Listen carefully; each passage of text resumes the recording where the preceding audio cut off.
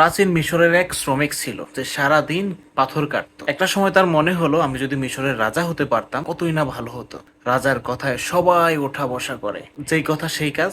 সে রাজা হয়ে গেল। রাজা হওয়ার পরে সবাইকে হুকুম দিচ্ছে, এটা করো সেটা করো। পরবর্তীতে একটা সময় সে লক্ষ্য করলো রাজার চাইতেও শক্তিশালী কেউ একজন আছে। সে হচ্ছে সূর্য, সবাইকে জ্বালিয়ে পুড়িয়ে একাকার করে দিচ্ছে। তখন তার মনে হলো, ইস, আমি যদি সূর্য হতে পারতাম। যেই কথা সেই কাজ, সে সূর্য হয়ে গেল। সূর্য হওয়ার পরে সে সবাইকে রোদের তাপে ছারখার করে দিচ্ছে।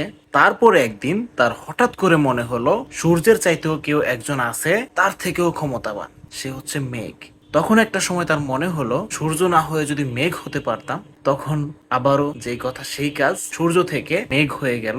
মেঘ হয়ে সূর্যের সকল তাপ রোদ আটকে দিচ্ছে। হঠাৎ একদিন বিশাল ঘূর্ণিঝড় বাতাস এসে সেই মেঘগুলোকে এক জায়গা থেকে অন্য জায়গায় সরিয়ে নিয়ে গেল। তখন আবার তার মনে হলো মেঘের থেকেও শক্তিশালী কেউ আছে, আর সে হচ্ছে বাতাস। তখন আবার তার মনে হলো মেঘ না হয়ে বাতাস হতাম তাহলে মনে হয় আরো ভালো হতো। যেই কথা সেই কাজ, সে মেঘ থেকে বাতাস হয়ে গেল। তখন সবকিছু সে উড়িয়ে লন্ডভন্ড করে দিচ্ছে, কিন্তু বিশাল একটি পাথর খণ্ডকে কোনোভাবেই সরাতে পারছে না। তখন তার আবারও মনে হলো, আমি যদি বাতাস না হয়ে পাথর হতে পারতাম তাহলে আমাকে কেউ সরাতে পারতো না। তখন আবারও যেই কথা সেই কাজ, সে পাথর হয়ে গেল। একদিন তার মতো একজন শ্রমিক পাথরটা কেটে নিয়ে গেল। তখন তার আর কিছুই রইলো না। তখন তার মনে হলো যে আমি আগে যেখানে ছিলাম সেখানেই ভালো ছিলাম, আগে যে কাজ করতাম সেই কাজেই ভালো ছিলাম, আমি আমার বর্তমানেই ভালো ছিলাম, এটা হওয়া কোনো দরকার ছিল না।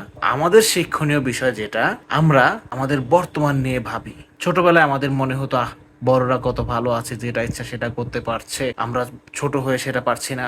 এখন আবার বড় হয়ে মনে হচ্ছে, ইস, আমাদের মাথার উপর কত দায়িত্ব। আবারও যদি ছোট হয়ে যেতে পারতাম তাহলে আমাদের কোনো দায়িত্ব থাকতো না, মাথা ব্যথা থাকতো না। আমাদের উচিত আমরা বর্তমান নিয়ে থাকা। আমি কি করছি, আমার উদ্দেশ্য কি, লক্ষ্য কি, সেটা স্থির করে লক্ষ্যে পৌঁছানোই আমাদের উদ্দেশ্য হওয়া উচিত।